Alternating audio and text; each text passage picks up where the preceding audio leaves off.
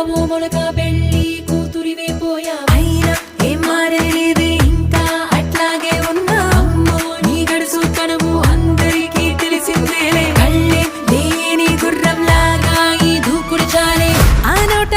ఈ నోట విన్నామే ఈ మాట నిజమైనా ఏం చేసి పట్టా